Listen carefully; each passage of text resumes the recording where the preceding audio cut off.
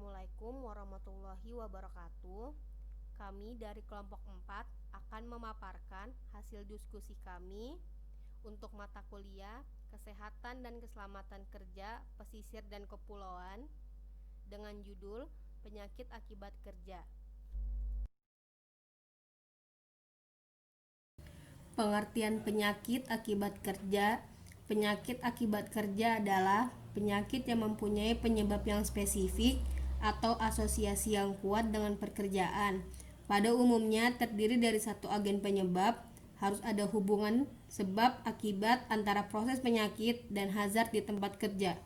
Contohnya, debu silika dan silikosis, uap timah dan keracunan timah. Dan pengertian lain tentang penyakit akibat kerja adalah penyakit yang disebabkan oleh pekerjaan, alat kerja, bahan, proses, maupun lingkungan kerja. Dengan demikian, penyakit akibat kerja merupakan penyakit yang artifisial atau man-made disease.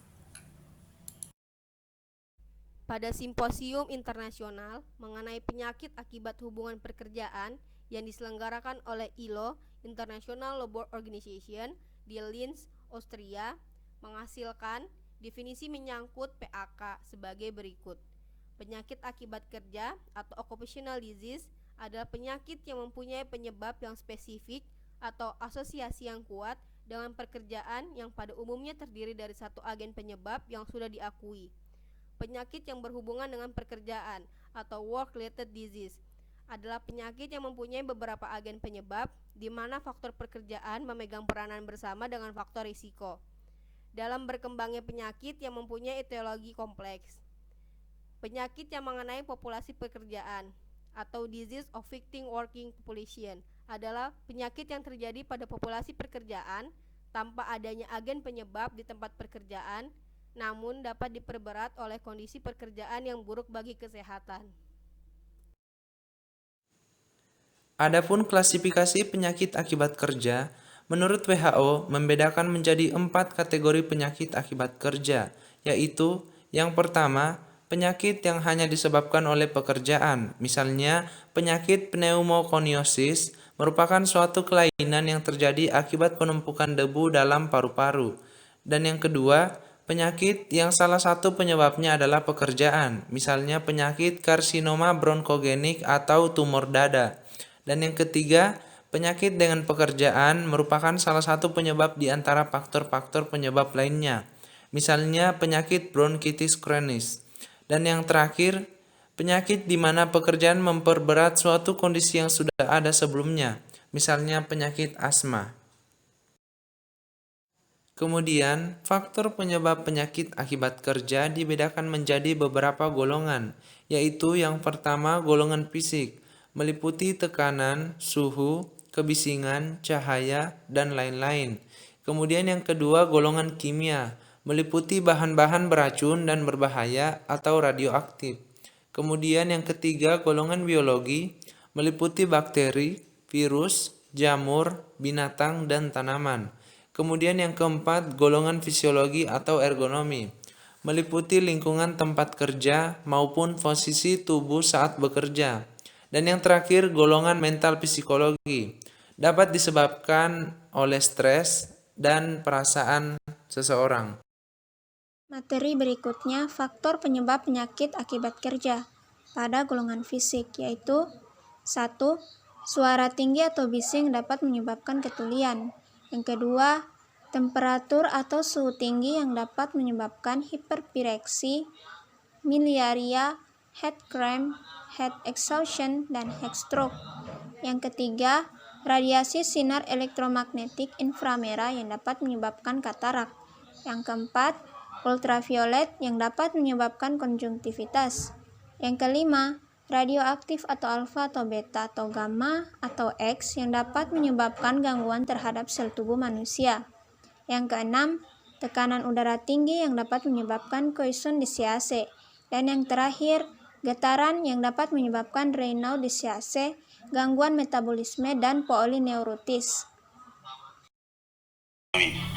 Ada beberapa variabel-variabel dari golongan kimiawi perlu kita ketahui adalah golongan kimiawi ini adalah golongan yang membahas ataupun zat-zat di mana terkumpulnya suatu material-material dari zat kimiawi.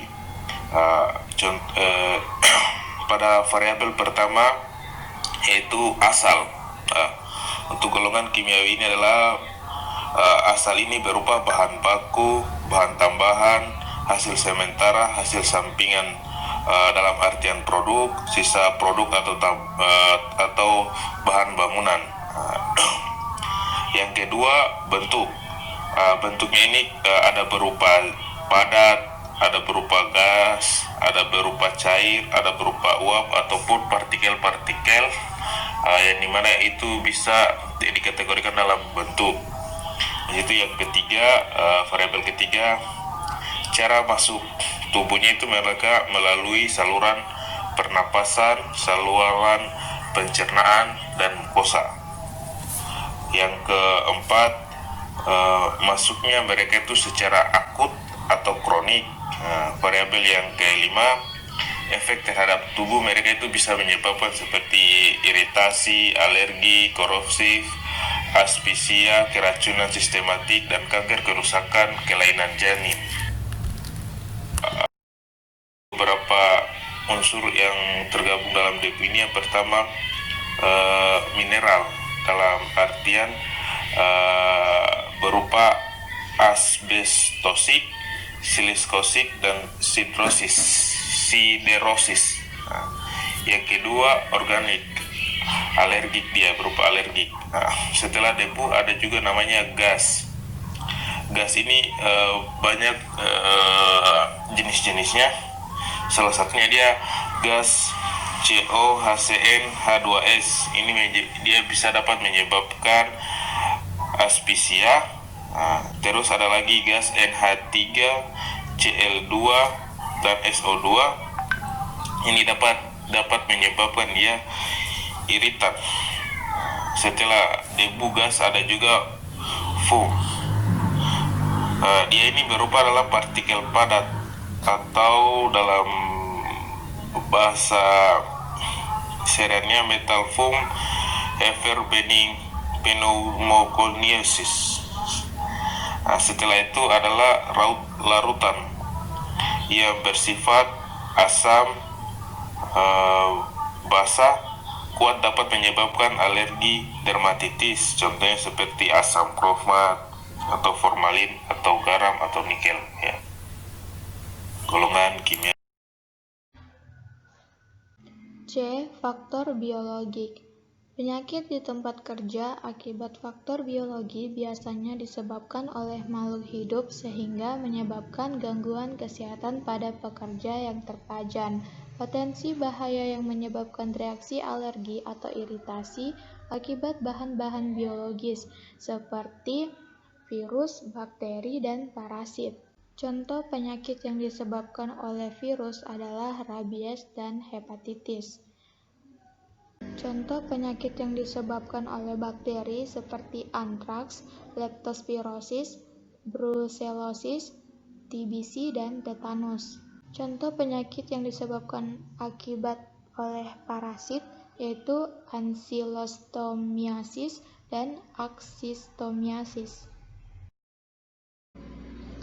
Contoh faktor penyakit akibat kerja yang disebabkan oleh golongan fisiologik atau ergonomi yaitu akibat cara kerja, posisi kerja, alat kerja, lingkungan kerja yang salah, dan konstruksi yang salah, serta jam kerja yang berlebihan dan beban pekerjaan. Dan efek terhadap tubuh yaitu kelelahan fisik, nyeri otot, deformasi tulang, perubahan bentuk, dislokasi, dan kecelakaan. Untuk faktor psikologi, penyakit akibat kerja ini lebih tertuju pada faktor hubungan kerja dan juga lingkungan. Pada faktor ini, seseorang pun bisa mengalami stres akibat tekanan lingkungan ataupun kondisi sekitar tempat kerja. Penyebab dari faktor psikologi pun beragam, seperti suasana kerja yang kurang mendukung dan hubungan antar karyawan yang kurang baik. Di sini saya akan menjelaskan tentang diagnosis penyakit akibat kerja. Penyakit akibat kerja ini dapat didiagnosis dengan melakukan pendekatan sistemik. Pendekatan tersebut disusun menjadi 7 langkah. Yang pertama, menentukan diagnosis klinis dengan memanfaatkan fasilitas penunjang yang ada, seperti yang digunakan untuk mendiagnosis suatu penyakit. Setelah dilakukan diagnosis klinis, barulah dapat ditentukan apakah penyakit tersebut berhubungan dengan pekerjaan atau tidak. Yang kedua, menentukan perjalanan yang dialami tenaga kerja secara teliti dan cermat, yang meliputi pekerjaan yang telah dilakukan oleh penderita secara kronologis, lama melakukan perjalanan, bahan yang diproduksi, materi atau bahan baku yang digunakan, jumlah pajanannya, pemakaian alat pelindung diri, pola waktu terjadinya gejala, informasi mengenai tenaga kerja lainnya, apakah ada yang mengalami gejala serupa, serta informasi tertulis mengenai bahan-bahan yang digunakan. Yang ketiga, menentukan apakah pajanan memang dapat menyebabkan penyakit tersebut. Jika dalam kepustakaan tidak ditemukan adanya dasar ilmiah yang menyatakan hal tersebut, maka tidak dapat didiagnosa sebagai penyakit akibat kerja. Yang keempat, menentukan apakah jumlah pajanan yang dialami cukup besar. Yang kelima, menentukan apakah ada faktor-faktor lain yang mungkin dapat mempengaruhi, misalnya APD atau riwayat adanya pajanan serupa sebelum sehingga resikonya meningkat. Yang keenam, mencari kemungkinan lain, seperti adakah faktor lain yang merupakan penyebab penyakit atau apakah penderita mengalami pajanan yang lain sehingga dapat diketahui sebagai penyebab penyakit tersebut. Dan yang terakhir, membuat keputusan apakah penyakit tersebut disebabkan oleh pekerjaannya sesudah menerapkan keenam langkah sebelumnya. Pencegahan penyakit akibat kerja terbagi menjadi 9 bagian. Yang pertama, lakukan substitusi pengenalan lingkungan kerja dengan cara lihat serta menganalisis potensial bahaya di lingkungan kerja dan mengganti perlengkapan kerja yang tidak wajar digunakan. Yang kedua, pelajari lingkungan kerja. Dalam perial ini menilai karakter serta besarnya potensi-potensi bahaya yang mungkin muncul hingga dengan mudah bisa mengutamakan dalam menangani permasalahan yang lebih potensial. Yang ketiga, pengendalian lingkungan kerja dengan bertindak dan mengurangi bahkan juga menghilangkan pajanan pada masalah kesehatan pekerja di lingkungan kerja dengan cara teknologi pengendalian. Yang keempat, pengendalian administratif dengan memperingatkan pekerja agar bisa memakai alat pelindung diri yang benar dan baik dan membuat rambu-rambu bahaya di lingkungan kerja yang punya potensi bahaya.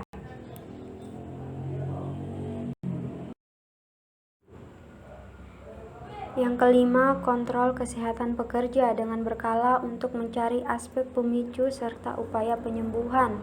Yang keenam, pendidikan serta penyuluhan kesehatan serta keselamatan kerja buat pekerja di lingkungan rumah sakit. Yang ketujuh, pengendalian fisik lingkungan kerja, mengidentifikasi suhu, kelembapan, pencahayaan, getaran, kebisingan, dan pengendalian sistem ventilasi dan sebagainya. Yang kedelapan, lakukan pengawasan serta monitoring dengan berkala pada lingkungan kerja rumah sakit. Yang kesembilan, substitusi berbahan kimia, alat kerja, serta mekanisme kerja. Di sini saya akan menjelaskan tentang Peraturan Presiden Republik Indonesia Nomor 7 Tahun 2019 tentang penyakit akibat kerja. Pasal 1, dalam Peraturan Presiden ini yang dimaksud adalah 1. Penyakit akibat kerja adalah penyakit yang disebabkan oleh pekerjaan atau lingkungan kerja. 2. Jaminan kecelakaan kerja yang biasa disingkat dengan JKK adalah manfaat berupa uang tunai atau pelayanan kesehatan yang diberikan pada saat peserta mengalami kecelakaan kerja atau penyakit yang disebabkan oleh lingkungan kerja. Selanjutnya pasal 2. 1. Pekerjaan yang didiagnosis menderita penyakit akibat kerja berdasarkan surat keterangan dokter berhak atas manfaat JKK meskipun hubungan kerja telah berakhir. 2. Hak atas manfaat JKK sebagaimana dimaksud pada ayat 1 diberikan apabila penyakit akibat kerja timbul dalam jangka waktu paling lama 3 tahun terhitung sejak hubungan kerja berakhir. 3. Penyakit akibat kerja sebagaimana dimaksud pada ayat 1 meliputi jenis penyakit sebagai berikut. A. yang disebabkan pajanan faktor yang timbul dari aktivitas pekerjaan. B. Berdasarkan sistem target organ. C. Kanker akibat kerja. D. Spesifik lainnya. 4. Jenis penyakit akibat kerja sebagaimana dimaksud pada ayat 3 tercantum dalam lampiran yang merupakan bagian tidak terpisahkan dari peraturan presiden ini. Peraturan Presiden Republik Indonesia Nomor 7 Tahun 2019 tentang penyakit akibat kerja. Pasal 3, diagnosis penderita penyakit akibat kerja berdasarkan surat keterangan dokter, sebagaimana dimaksud dalam pasal 2 ayat 1, merupakan diagnosis jenis penyakit akibat kerja yang dilakukan oleh dokter atau dokter spesialis yang berkompeten di bidang kesehatan kerja. Pasal 4 terdiri atas 4 ayat. Ayat pertama yaitu, dalam hal terdapat jenis penyakit akibat kerja yang belum tercantum dalam lampiran sebagaimana dimaksud dalam pasal 2 ayat 4, penyakit tersebut harus memiliki hubungan langsung dengan pejalan yang dialami pekerja. Ayat 2 yaitu penyakit sebagaimana dimaksud pada ayat 1 harus dibuktikan secara ilmiah dengan menggunakan metode yang tepat. Ayat 3 yaitu pembuktian sebagaimana dimaksud pada ayat 2 dilakukan oleh dokter atau dokter spesialis yang berkompeten di bidang kesehatan kerja. Ayat 4 yaitu jenis penyakit akibat kerja sebagaimana dimaksud pada ayat 1 ditetapkan dengan keputusan Presiden. Peraturan Presiden Republik Indonesia Nomor 7 Tahun 2019 tentang penyakit akibat kerja. Pasal 5 ayat 1, penyakit yang telah didiagnosis sebagai penyakit akibat kerja dilakukan pencatatan dan pelaporan untuk kepentingan pendataan secara nasional. Ayat 2, pencatatan dan pelaporan sebagaimana dimaksud pada ayat 1 dilakukan oleh pemberi kerja, fasilitas pelayanan kesehatan yang memberikan pelayanan kesehatan penyakit akibat kerja, instansi pusat dan instansi daerah yang menyelenggarakan urusan pemerintahan di bidang ketenaga kerjaan, dan instansi pusat dan instansi daerah yang menyelenggarakan urusan pemerintahan di bidang kesehatan. Ayat 3, pencatatan dan pelaporan oleh fasilitas pelayanan kesehatan sebagaimana dimaksud pada ayat 2 dilakukan sesuai dengan ketentuan peraturan perundang-undangan. Pasal 6, pada saat peraturan presiden ini mulai berlaku, Keputusan Presiden Nomor 22 Tahun 1993 tentang penyakit yang timbul karena hubungan kerja dicabut dan dinyatakan tidak berlaku. Pasal 7, peraturan presiden ini mulai berlaku pada tanggal diundangkan. Agar setiap orang mengetahuinya, memerintahkan pengundangan peraturan presiden ini dengan penempatannya dalam lembaran negara Republik Indonesia.